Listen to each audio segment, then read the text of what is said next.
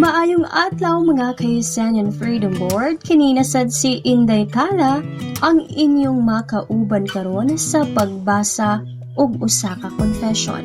Apan sa dili pa ipakita ang inyong suporta sa atuang Freedom Board pinaagi sa pag-subscribe sa atuang YouTube channel ug i-click na lang pod apil ang notification bell haron padayon kamo nga updated sa mga bag-ong confessions nga atong pagabasahon. O karon, ani-ana ang atong confession. Hi admin, I'd like to share the story of my brother and his fiancée. Just call me R. I am his ate. My brother is an engineer. Guwapo, mama's boy, puti, sweet, bubbly, murag Paulo Avellino iyang face. And his fiancée is a doktora. Guwapa, chinita kay half Japanese, puti, angelic face, o buutan kaayo. Yes, bagtik kaayo silang duha and meant to be jud. My brother named Jeff. He went to Manila 2 decades ago because my tito brought him to have his first vacation. He was ecstatic kay first time niyang makaadto.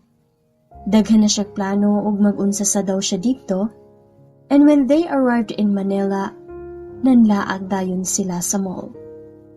Lingaw kaayo daw siya laag kay dako kaayo ang mall. He was mesmerized. Bisan sa kadako sa mall, there was this girl he saw by afar. Then sa kadako og kadaghan og tao sa mall, but this girl caught his attention. Her name is Doc J. Pero this moment, dili pa sila engineer o doctor. High school pa sila duha aning panakita nila sa mall. Jeff saw this girl, and according to him, it was love at first sight gidaw. Yes, at his young age, sure gidaw siya nga it was love. Wala na siya ma-excite o panuroy sa mall, kay dili siya gusto nga mawala sa iyang pananaw si Jay. Ug nawala gyud si Jay sa iyang pananaw, pero he told himself nga magkita radyo daw sila balik.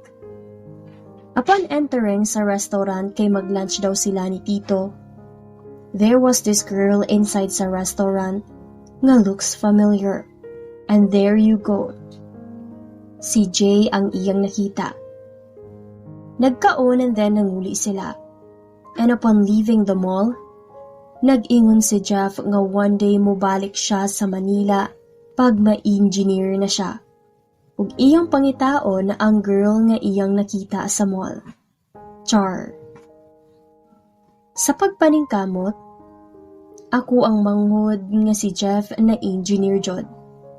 And when he got his license, he told us he wanted to work in Manila kay naa siya'y pangitaon.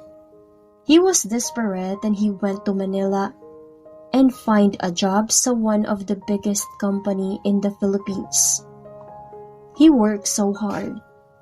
Akong manghod is responsible, buutan, bubbly, ug generous jud. He never failed to impress us and made us proud always. Okay daw kaayo ang iyang work o ganahan siya. On one fine day sa iyang workplace, na-aksidente ang iyang worker.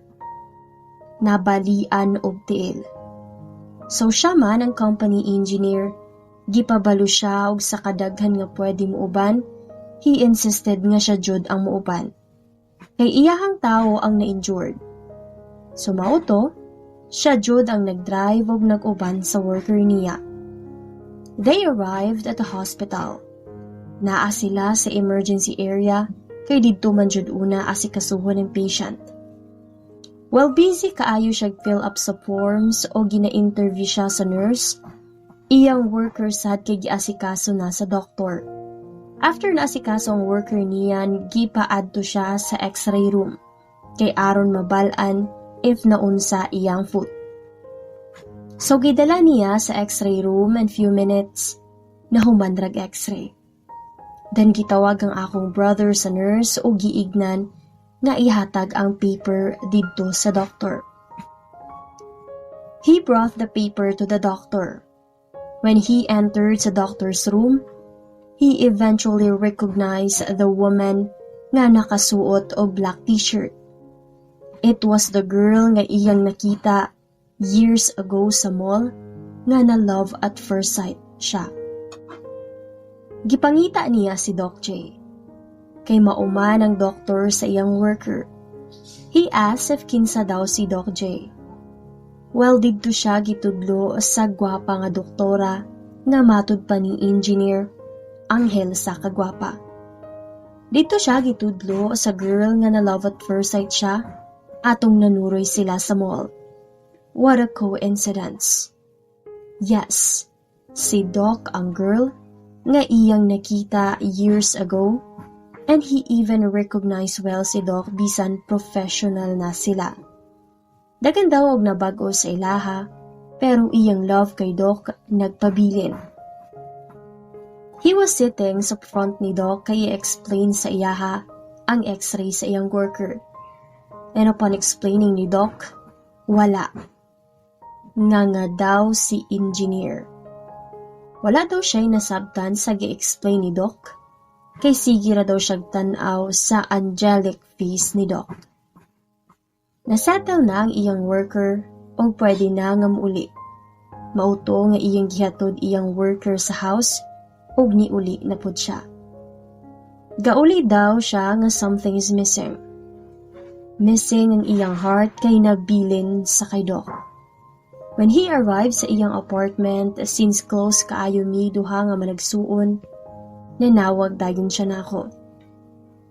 He told me nga nakita na niya ang tao nga gusto niyang pangitaon sa Manila. Ang rason nga nung gusto kay niya magtrabaho sa Manila. Nakita na niya ang babae nga iyang gipangita. When he shared to me that moment, even if nanawag lang siya, but na-figure out na ko ang iyang face. Unsa siya kalipay o ka-excited. In love na gyud ang akong manghod. Dili daw siya mahimutang sumauto pagka next day ni adto siya sa hospital kung asa nag-work si Doc. Iyahang giamigo ang guard ug iyang gichika-chika. Tagaan og foods ug ni-ask dayon siya if single pa ba daw si Doc. Netel si guard nga gadalaga pa daw si Doc. Wa siya makakita sukad nga naay guy naghatod ni Doc kung mo-duty. Sus, pagkabalo sa akong manghod, gabuto-buto na daw ang iyang heart sa kalipay, kay feeling jud niya single si Doc. The next day, nagpa-deliver siya white roses for Doc. Pero wala siya magpaila. Sige japon siya padala og flowers everyday, kay ginadawat man pod ni Doc. Fast forward, 1 month kapin sa iyang pagpadala og bulak, nagpaila og nagpakita na si engineer. Niadto siya sa hospital ug bitbit niya ang bouquet of white roses. Pagabot niya didto, nigawas si Doc. Good morning, Doc. It's nice to see you after a while. Pinahatag dayon sa flowers. Thank you sa flowers. Pwede na siguro akong magpagawa ng flower shop. Tubag pa ni Doc. Pwede, Doc. Basta ikaw. I have to go inside na kasi duty ko. Wait, Doc. Can we have dinner? Ingon sa akong manghod. Pero gitubag lang siya ni Doc nga sorry. I don't go to strangers.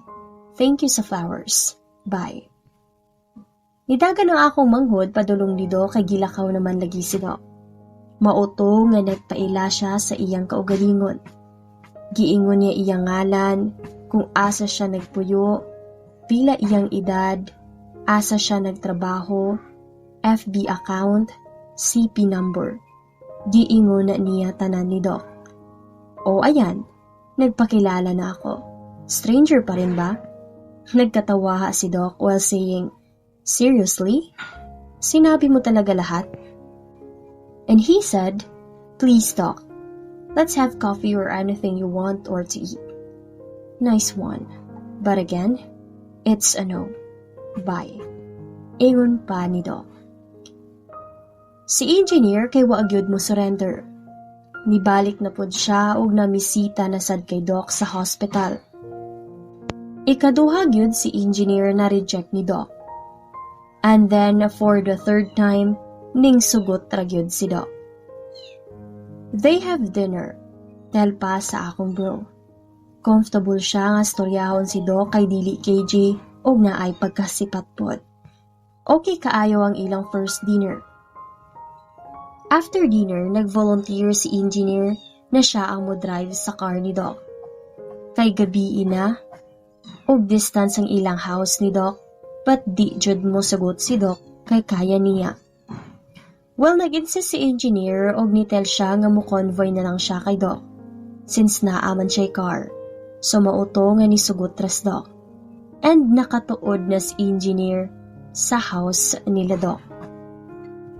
Nasundan pa ang ilang hangouts. Nagsigi sila kaon sa gawas, siya nagahatod sundo, ug until one day, nananghid si engineer if pwede ba nga manguyab na siya. He wanted them to be more than friends. So nisugot si Doc. They dated exclusively. Ginaharana niya si Doc since akong manghud is maayo mo gitar ug mo piano. Then nice pod og voice. Ginatagaan niya love letter si Doc ug ginahimuan niya poems. Ana mahigugma ang akong manghud. They went to church every Sunday. And then one time, after church nila, naglingkod sa daw sila. Wala sila ni gawas dayon. And while they're sitting, nagstoryahanay sila. Doc, it's been 7 months of courtship and now, I want you to know that I love you from the start. Will you be my girl? Smiling si Doc Ana while saying, thank you for that 7 months, engineer. Worth it lahat and I'm looking forward to years of journey with you. And yes, I'm yours now. Nihilak ang akong manghod while staring at the church altar and saying, thank you Lord sa answered prayer. Fast forward, okay kaayo ilang couple journey. Wala sila'y away og naaman kay masulbadra. Smooth ilang relationship. Close na namo si Doc og same si engineer sa family ni Doc. Palangga nila si engineer kay buutan og marespeto daw nga tao. Sa ilang paghigugma ay sigurado na gid ni nga sila na jud ang magdayon. Until such day came.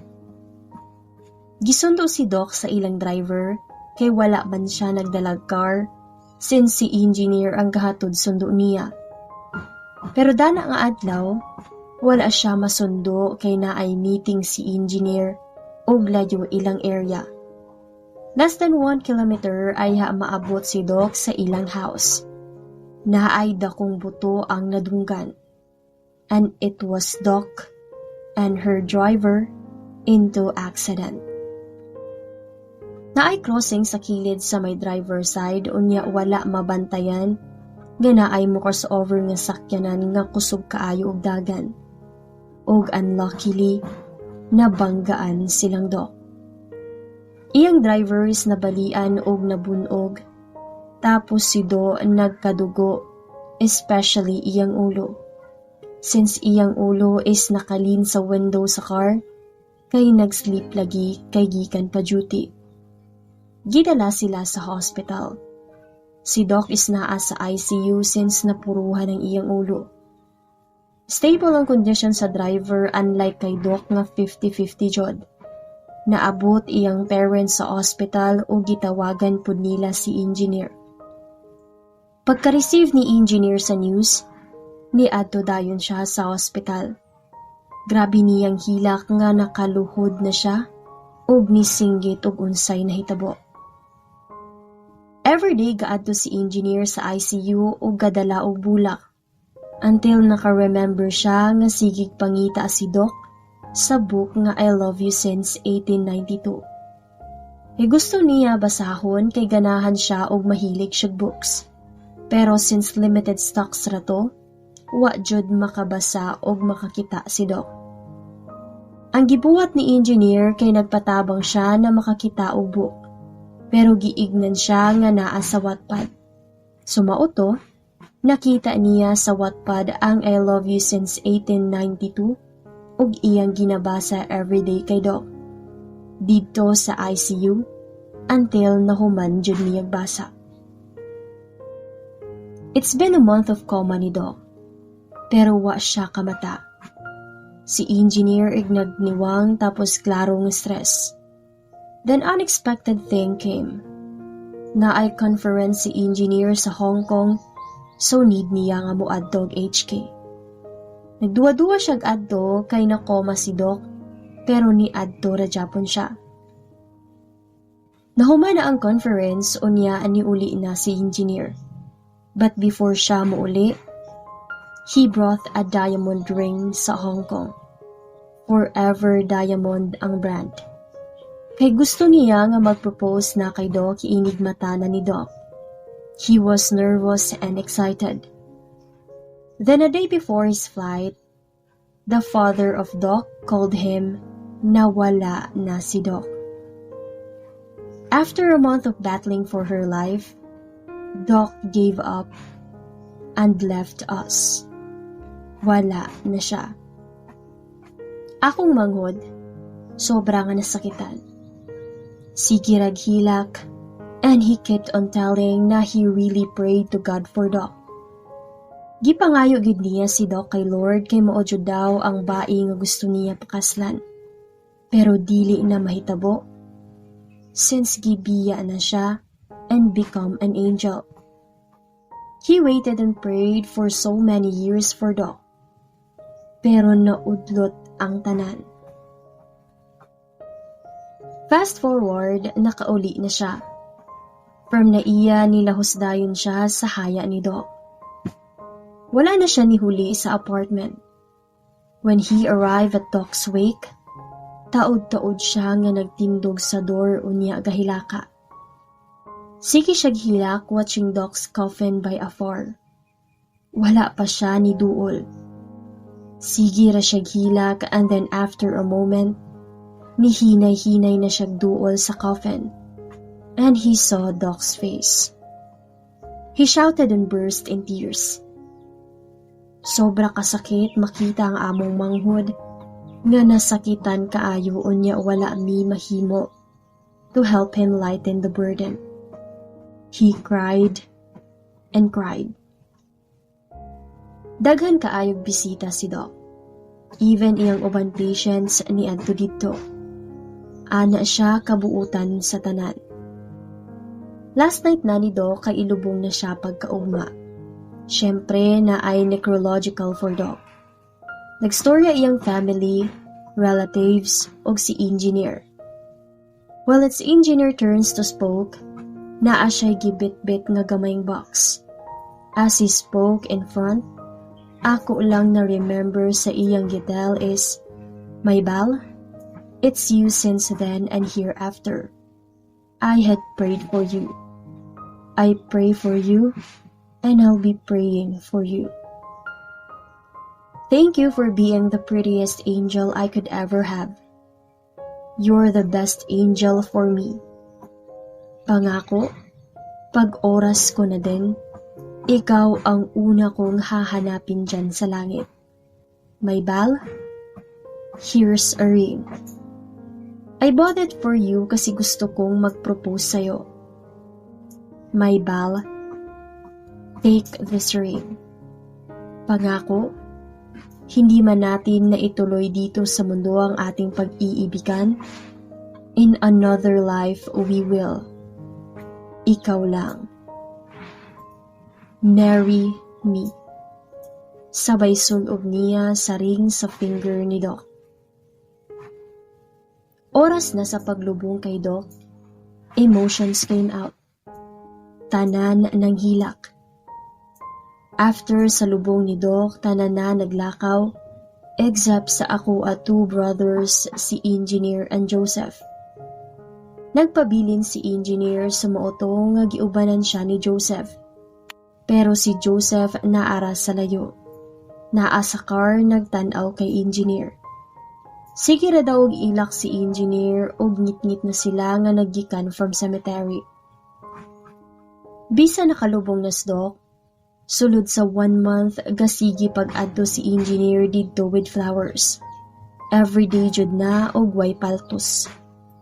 After 2 months sa paglubong kay Doc, niuli si Engineer sa amua, og akong manghod is luoy kaayo og nawong. And upon entering sa among house, he told us nga pwede ko ninyo gakson. So me as ate, I run immediately and gave him a hug. When I hugged him, grabe iyang hilak and he said to me na manang, sakit na kaayo. Gimingaw na ko niya. Gikumot jud ang akong dughan pagkadungog since si Engineer kay babli nga tao. Luoy kaayo ang akong manghod. Atong niuli siya, sige na mo siyang istoryahon. Mutingog man siya pero di same sa una. Tipid kaayo yung storya o gagmay na kaayo siya kaon. Sahay di mo kaon, maong niniwang jud siya. It was December 3, 2020. Nay, tay, manang, manong. Mulakaw sa ako. Mag-unwind lang ko. Ayaw mo kabalaka kay mag-amping man ko. Ingon niya sa amua. Naunta namig, asa man sad ka padulong. Igo ra gitanaw namo. Ug niingon na lang ang akong papa nga sige na. Kay basin maulahi kas imong adtuan. Ayaw kabalaka namo. Ang pingi lang jud imong kaugalingon, pagkauna og tarong. Og niingon siya nga adto na ko. Balik ra ko. Niadto siya Boracay. Niadto siya Cebu. Ug mauna ang among last na bal-aniya. December 23 siya nagtel nga naa siya Cebu og okay ra siya. December 25 ni chat siya sa among GC ug ni greet siya Merry Christmas namo tanan. Amuha siyang i-video call pero dili niya tubagon ug wala lang sad mi nangulit. Kay nigna mo siya sabton ug nag-trust me nga mobalik siya. After December 25, wala na siya mo reply. Nag-ask me if nanagkot ba siya kay birthday ni Doc ang December 25 pero wala siya reply. Time passes by. New Year na og naka-receive na sad mig chat sa GC namo nga managsuon nga nag-greet siya namo tanan. Especially kay nanay ug tatay. Nalipay pod mi nakadawat og message sa amo ang igsuon nga mama's boy. After New Year, I receive a call from a no number. Ma'am, pulis po ito. Kilala niyo po ba si Jeff? Ha? Kapatid ko yan. Bakit? Ma'am, na-aksidente po sila sa motor at critical po siya. At yung kasama niya was dead on the spot. Pinasyagit og nanay, tatay si Jeff. Akong ingon sa ila. Natingala mi kay naaman siya sa Cebu unya nganong ang nanawag kay Tagalog. Sumuoto nga naami gipaadtos na relative namo sa ospital para i-confirm. Og si Jeff Jod di ay ang naa sa ICU.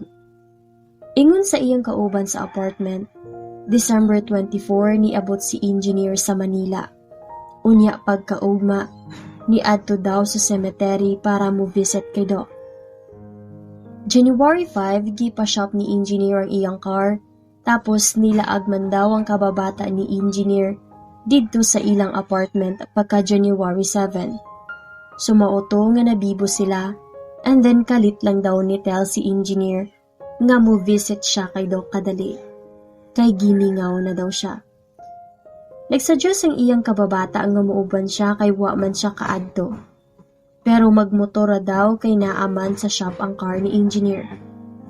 Nisugot po dayon si Engineer kay taod-taod na po daw siya nga wa ka motor. Sumauto nga niangka siya. Nanguli na sila gikan visit kay Doc and then nitawag si Chad, kauban ni engineer sa apartment. Nitel daw siya kay engineer if asa na daw sila, kay magsugba daw sila tapos mag-inom gamay since dugay-dugay na po daw sila nga wala kainom. Nitel daw si engineer nga pauli na sila pero gataligsik na og sugot. According sa witness as per PNP report, kusog daw ang daga nila engineer. Maybe daw kay gaapas sila na dili mabundakan sa ulan. Naka-helmet man daw sila. Nan pagkatuod-taod daw, naay ni kalit og lagubo sa unahan. Si engineer og si Noel kay natumba. Sa kakusog sa ilang dagan, nagbulag-bulag silang tulo. Ang motor naa sa tunga sa kalsada, si Noel kay naa sa kilid sa kalsada, hapit mahulog sa pangpang. Unya si engineer naapod sa unahan. As per PNP, taas ang agi sa motor sa kalsada. Maklaro jud ang badlis or agi sa motor kung asa sila natumba og nangalagpot. Si Noel was dead on the spot. Giuli si Noel sa Surigao since wala naman jud siya. Si engineer kay gidala sa ICU kay kritikal. Niadto akong sis og bro sa ospital kay maoy nag-asikaso. And also ang mom og dad ni Doc nga naa Japon gabalik-balik sa ospital para moasikaso pod para kay engineer. Akong brother na si Joseph ang nabilin didto sa ospital. Since suod pod kaayo silang duha ni engineer. Iya daw ginastorya-storya si engineer sa ilang mga kaagi adtong gamay pa sila. Days passed by. Nasa ICU pa ang ako ang manghod og nakoma. January 12, 2020 sa gabi, ingon akong brother na si Joseph ni mata na si engineer. Nitutok daw sa iyaha og ni smile daw. Nalipay daw siya kay nakamata na ang among igsuon. Pero pagtawag sa doktor kay ipacheck niya if okay ba si engineer. Nipiyong si engineer og nag-flat daw ng iyang heartbeat. Gitabang sa doktor si engineer. While si Joseph, grabe na daw niya nga pamugnaw og wa na siya kasabot sa iyang gibati. Naghilaka na siya og ayo tapos iyang heartbeat sobra kapaspas sa kakulba. Naara siya sa door sa ICU naghulat until after minutes of reviving. Nigawas na ang doktor unya. Giignan daw siya. We did everything, sir. I'm sorry for your loss. Be strong and pray po. Joseph shouted and burst in tears. Nisulod siya og ICU o giuyog-uyog niya si engineer. Bro, mata na ba? Ayaw mi biyae bro. Nagpromise baya ka nga mubalik ka. Naguwat sila nanay og tatay sa imong pagbalik bro. Wala na gyud ang amo ang manghod. He left us. Sobra kasakit for us nga wala na siya o nisunod siya kay Doc sa heaven. Haya na sa ako ang manghod. Daghan kaayo og tao. Sobra kadaghan ang naglove niya og isara ilang ginatel. Buutan si engineer. Lubong na niya didto siya gilubong tapad kay Doc o gipahimuan sila museo sa family ni Doc. After sa lubong niya, among nanay kay di na mustorya. Among nanay nga sobra katabian, hilumon na kaayo. Sobra katipid og storya unya dili na kaayo mo gawas sa kwarto nila. Sige ra ginak ang akong nanay sa ilahang kwarto. We know affected ang among nanay. Kami man tanan pero lahi ra jud siguro ang ma-feel na pain if parents ka. Samot na if ikaw ang inahan. Weeks passed by, still the same lang Japon si nanay. Quiet lang siya kaayo unya sigig hinukto. Mautong nagidala na ako akong kids sa house nila nanay aron mo gaan ang feelings ni nanay. Niabot mi sa point na nga nag-open for me. Niabot mi sa point nga nag-open forum mi. Kaming 6 ka man nagsuon kay 7 man unta mi, pero wa naman si engineer. Dito namo sa open forum gipagawas tanan namong pain ug gihilak tanan luha aron ka isaraon nya tingob. Praise God kay kami kahinay-hinay na namo og dawat ang pagkawala sa among igsuon nga buutan kaayo. Pati si nanay gahinay-hinay na og kaokey.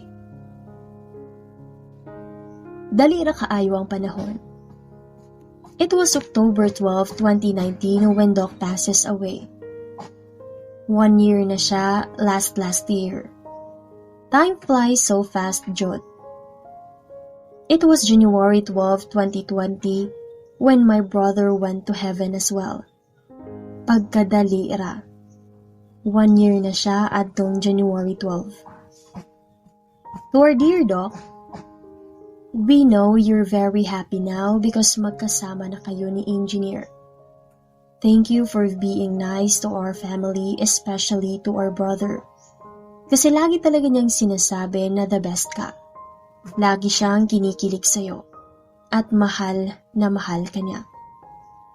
To our dear Engineer, ayaw na kabalaka kay nanay o tatay ha. Kami na bahala sa ilaha. Ang imuha lang diha is magpaka-happy ka lang, Jud. Love ka na mo. We know you left us too soon. Kaya know kaya nimo or kabalo ka nga kaya na mo ma-overcome ni. Ingon ka before nga si Doc ang imong kalipay. Og sawa damha, nisunod ka niya pero ang importante, happy na kadiha kay uban na mo duha. We miss you both big time. We love you to the heaven and back. Mapadayo na ninyo diha sa langit ang naudlot ninyo nga love story dani sa kalibutan. Happy mi tanan sa inyo hadwa. Love, Manang R. Og mao kana ang atong confession karong adlaw mga ka-UCnian Freedom Board. Salamat sa inyong pagpaminaw. O kung gusto mo nga i-shout out sa atong next video, just comment down below. Thank you, ladies and boys.